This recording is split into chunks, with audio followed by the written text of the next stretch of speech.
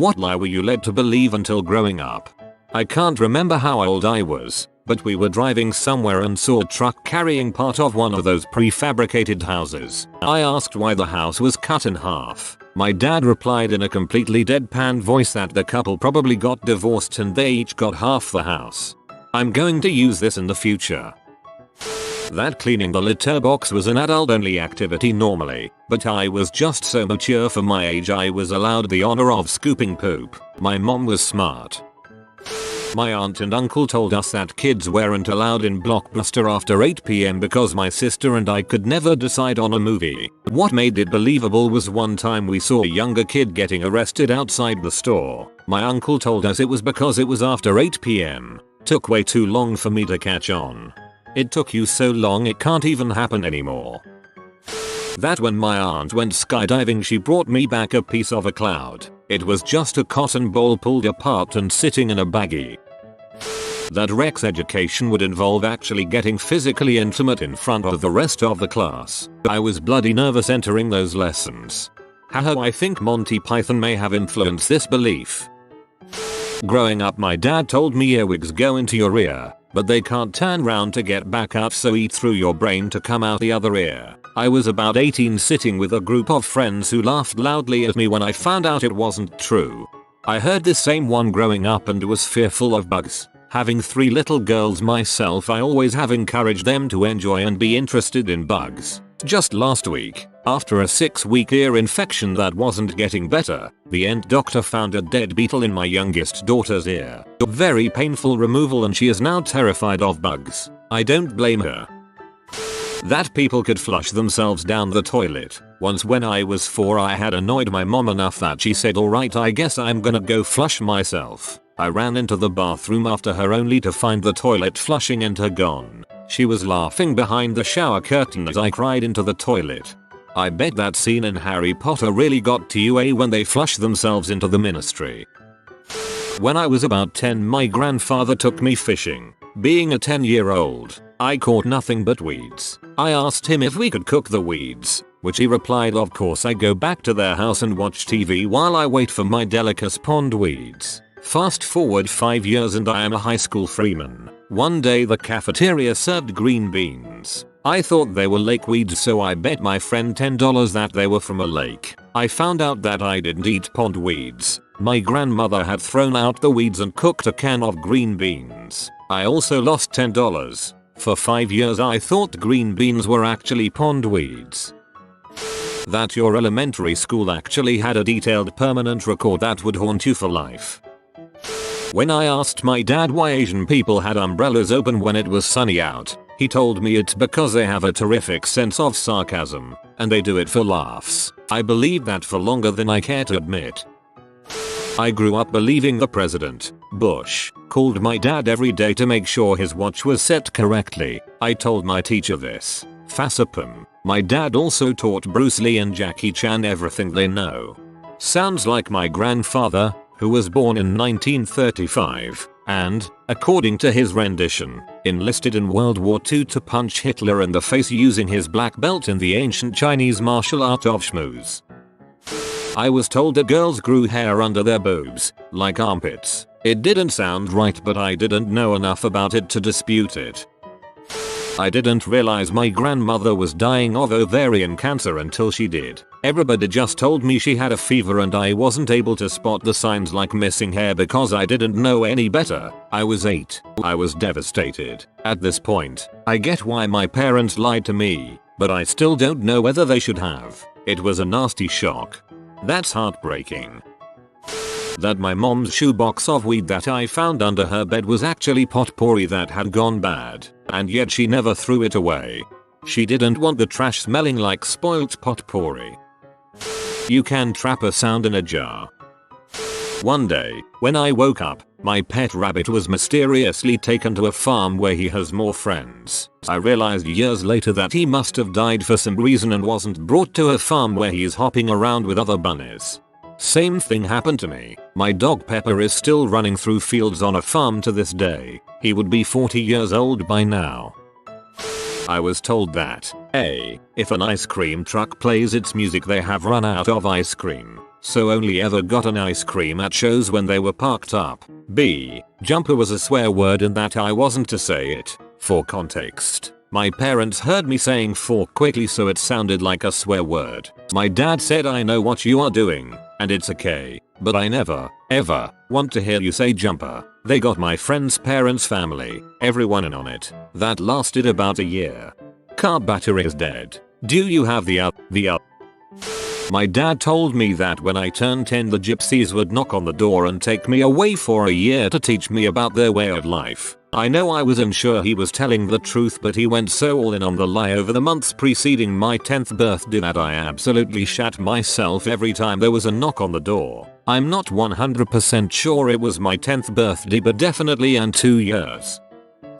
I had a stuffed squirrel taxidermy on my wall when I was a kid. My dad said I could not touch it because it was toxic if I got it on my hands. I have always been very careful when I have moved it around and washed my hands real good unless I used gloves. When I was 28 I learned that he said it so I wouldn't ruin it by petting it. Still washes my hands after moving it. While he may have had a different reason for telling you it was toxic, there may have been a kernel of truth depending on the age of the specimen. Older taxidermy animals were treated with arsenic under the skin to keep bugs away. That teachers don't gossip about students. When you are an adult and see your friends become teachers, you know very well they talk about the pupils. When I went to a camp my mum agreed to take care of my hamster. Hamsty was the best, cuddliest creature and enjoyed playing with me. When I came back, Hamsty was a wild butthole, biting my hand. Because my mum didn't play enough with him, he went feral. Turned out he didn't go feral after all. Our family dog ate Hamsty and mum replaced him with identical hamster. Pretty sure my mom just stopped wanting to buy crap for my hamster when I was like 5. So she let it go, bent the little bars in his cage, and said he escaped. I wasn't even upset. I thought the hamster was a beast. Strong as frick for a hamster if he could bend those bars. Hope he did well. Mum saw I was visiting P sites via the web history. I was pretty young. She told me the next day that it's unrealistic. That's true. And that girls don't give BJs. That moths were the ghosts of butterflies. Cheers for that one, Dad. Kind of a cool idea though. If you jerk off too much you'll go blind. This is the reason why I didn't start masturbating until I was almost 22. That if I sleep with my socks on I'll become blind.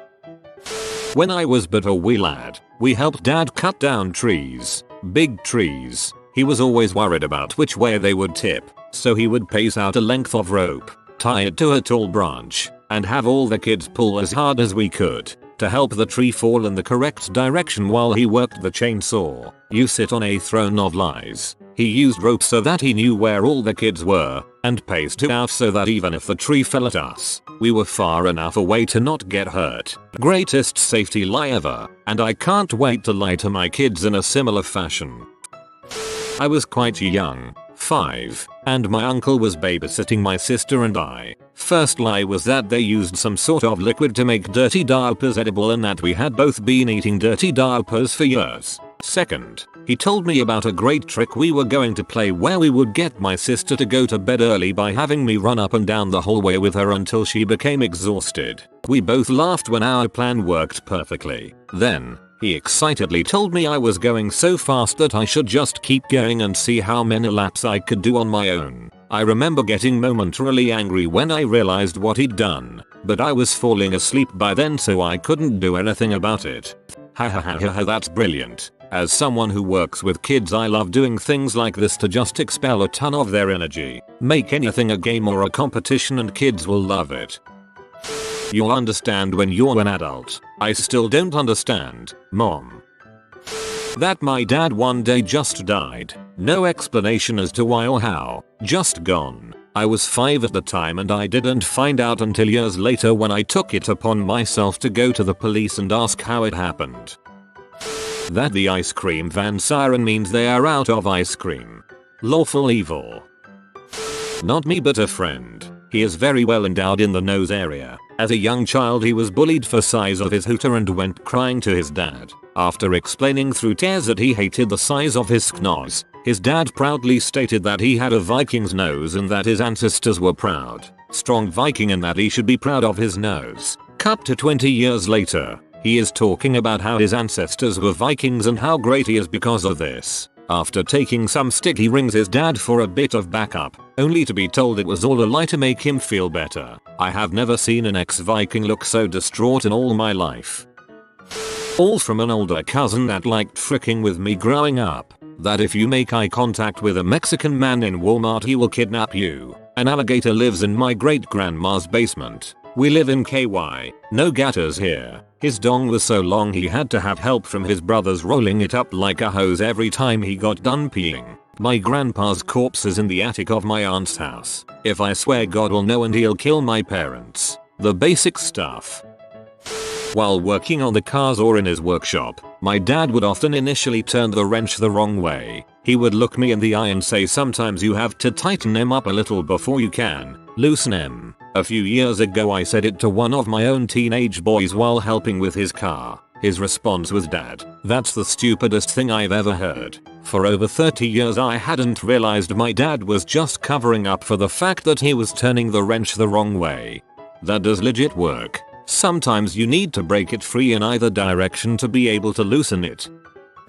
My mom and aunt always told each other how handsome I was and that girls would be lining up at the door. My mom had a variation on this. Because of my blue eyes she said I'd be super popular in Southern Europe on vacations. Well, I work with quite a few Italian girls now, and I am in fact very irresistible.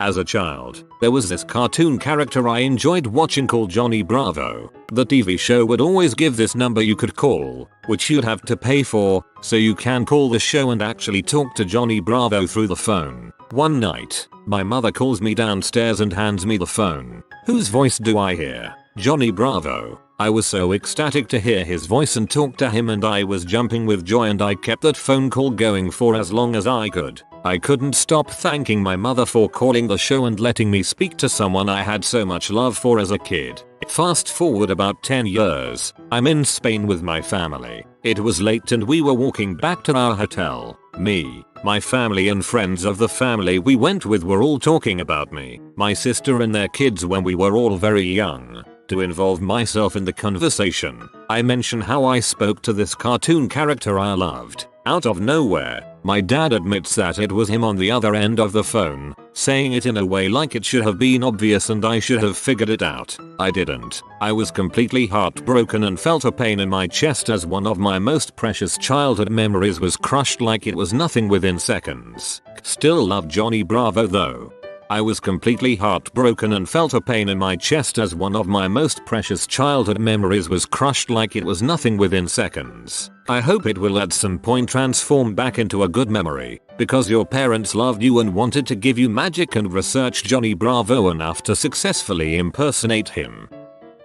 Your favorite toy needs really specialized batteries that none of the local stores carry. That it was illegal to turn the lights on inside the car while my parents were driving.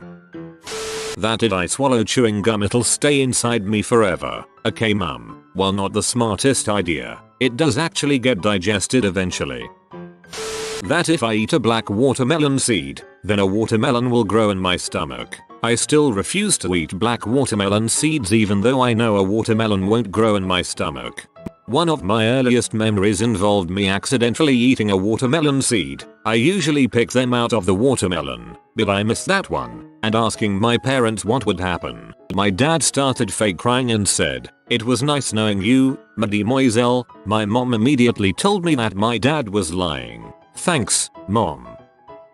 When I was about 4 years old my grandmother suddenly disappeared and we were spreading her ashes a week or so later. My mom told me Grammy got sick and had to go away. I never saw her crying, or didn't notice I suppose. When I was 12 years old I found out Grammy actually committed suicide. My mom told me that taking care of me was the only reason she was able to wake up in the morning. She was only 25 years old when it happened. I can't even imagine being that strong. That my gran was 21 years old. that strangers would just offer you free drugs. My mother would never let me try to fix anything around the house. She always said I would just end up making it worse. Whether it was a water leak, a toilet clog, a broken doorknob, she wouldn't even give me a chance. Foolishly, I believed her until I was almost 20. We were tight on money, so she would never hire any professionals to fix anything. Our house had so many broken things that it was absurd. There were broken locks, broken appliances, squeaky cabinetry, clogged sinks. It was awful. One day, I got fed up and decided to look into replacing a broken lock, and to my surprise they just sold door lock sets at Home Depot. I bought it and tinkered with it for several hours, and I ended up managing to replace the lock. I had no idea you could even think about messing with a lock without years of locksmith school or something. After that, I began to look into how to fix other things, and found out that most of it, while not easy, is totally within the realm of the average person to fix or replace. Last year my wife and I bought our first home, a hoarder den of your worst nightmares, gutted it to the studs and redid everything ourselves. All those years of my life, wasted thinking I couldn't do anything about home repair, and now I can put a place together almost from scratch. That adults had their crap together. I always thought as a kid big people knew what was right and wrong and were more or less good, but then as I grew older I discovered how dumb everyone freaking is.